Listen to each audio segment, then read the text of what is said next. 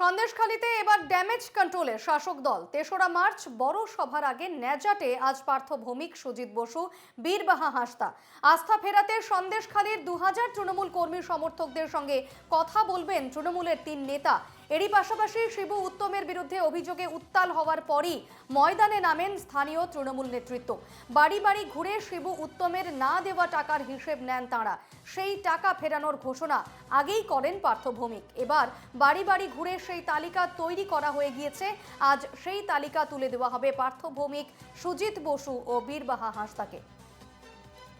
আমাদের সঙ্গে এই মুহূর্তে রয়েছেন সরাসরি প্রতিনিধি রণজয় মুখোপাধ্যায়। রণজয়, তৃণমূলের প্রতিনিধি দল অর্থাৎ পার্থ ভৌমিক, সুজিত বসু, বীরবাহা হাঁসদা আজ সন্দেশখালীতে যাচ্ছেন এবং বলা হচ্ছে যে আস্থা ফেরাতে সন্দেশখালীর ২০০০ তৃণমূল কর্মী সমর্থকদের সঙ্গে তারা কথা বলবেন।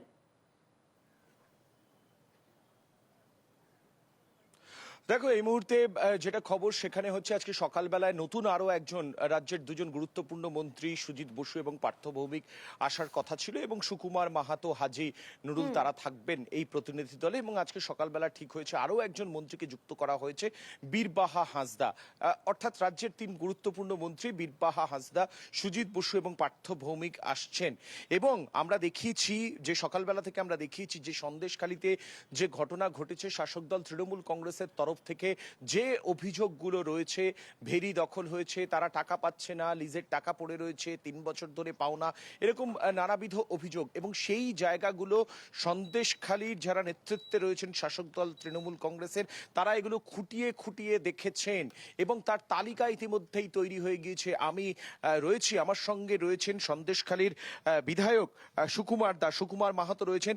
সুকুমার দা, সব থেকে গুরুত্বপূর্ণ যে বিষয়টা, যেটা প্রচুর অভিযোগ আপনাদের কাছে জমা পড়েছে, এই ভেরি তারা টাকা পায়নি, ৩ বছর ধরে লিজ দেওয়া হয়েছে অথচ প্রাপ্য পাচ্ছে না, এই বিষয়ে আপনারা গুরুত্বপূর্ণ সিদ্ধান্ত নিয়েছেন এবং পদক্ষেপ করেছেন, এখনো পর্যন্ত সেটা কোন জায়গায় দাঁড়িয়ে?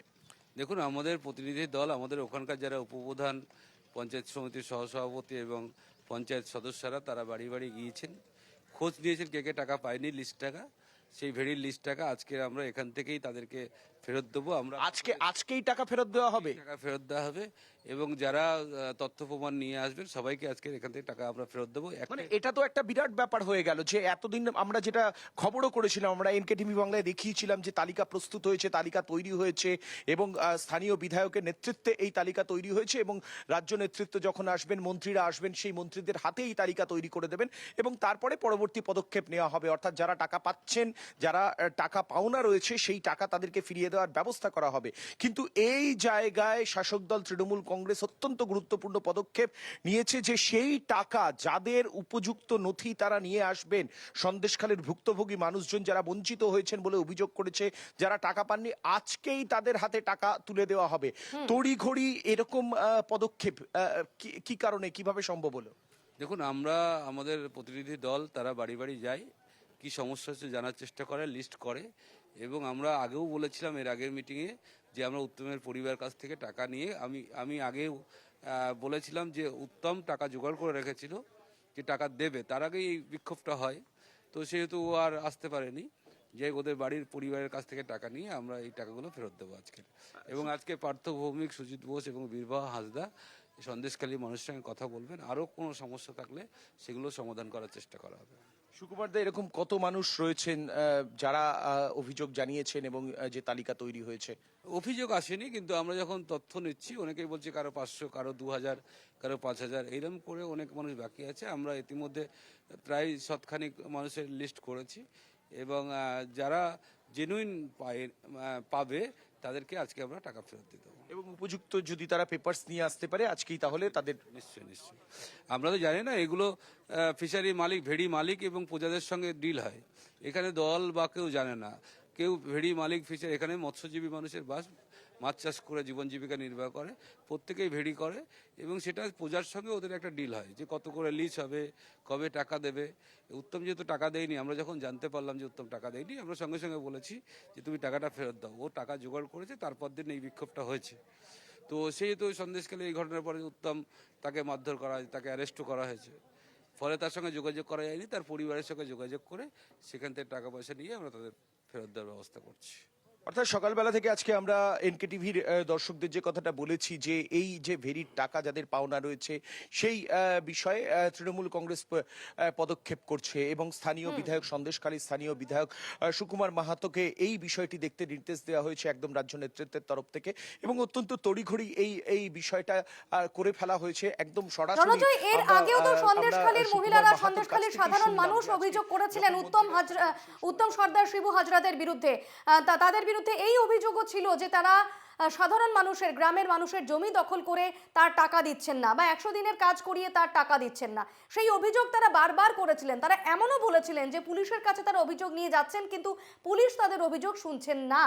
সেক্ষেত্রে এতদিন ধরে স্থানীয় নেতৃত্ব, স্থানীয় বিধায়ক বা স্থানীয় পুলিশ কোথায় ছিল? এতদিন ধরে তাদের এই লিজের টাকা ফেরত দেওয়া হয়নি বা তাদের অভিযোগ শোনা হয়নি। আজ হঠাৎ তড়িঘড়ি তাদের এই যে অভিযোগ শোনা হচ্ছে, তাদের টাকা ফেরত দেওয়া হচ্ছে, এটা কি তাহলে ড্যামেজ কন্ট্রোলের জন্য?